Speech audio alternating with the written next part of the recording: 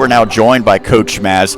So let's be honest, I don't think day one could have gone any better for your team. You get not only a lopsided victory, you only need 7 innings to do so. You use just one pitcher. Seems like you're now well positioned going forward. How important was it to not only win this game, but to do so in the method you did? Well, you summed it up. We did everything really well today. We had some timely hitting. I thought McCall was outstanding.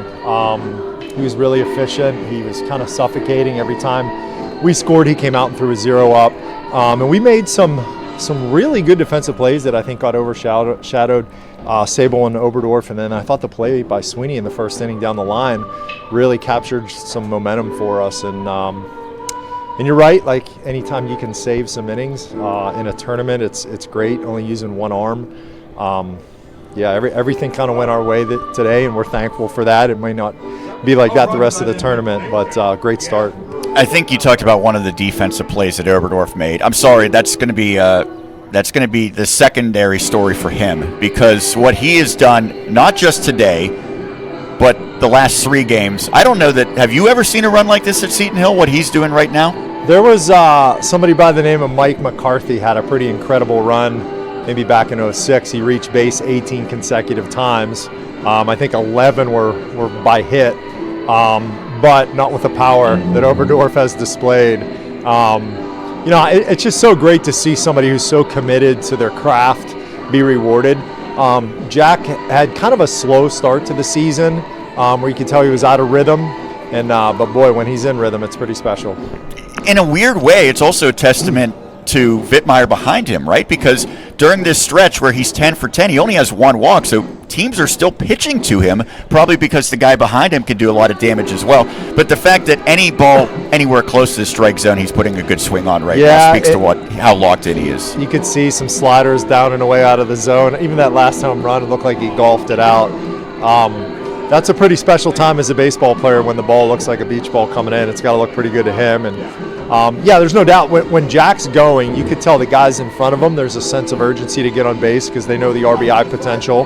And then Vittmeyer's just sitting there in the 4-hole salivating, knowing that the guy in front of him's getting on. So it's been a catalyst for our offense for sure. I know when you talked to Flick before, you said it's going to be hard to replicate the urgency that our opponent will have because Shippensburg knew they got to win this tournament to get to the next round. Didn't happen, but you wanted to have known that they were the desperate team and you were the team that, quite frankly, sort of already had a regional probably locked up. How do you kind of make sure that the mindset is where it needs to be? I'm just really proud of our guys. We easily could have came into this tournament resting on, what we achieved during the regular season, resting on, a almost guaranteed spot in a regional. But there was that,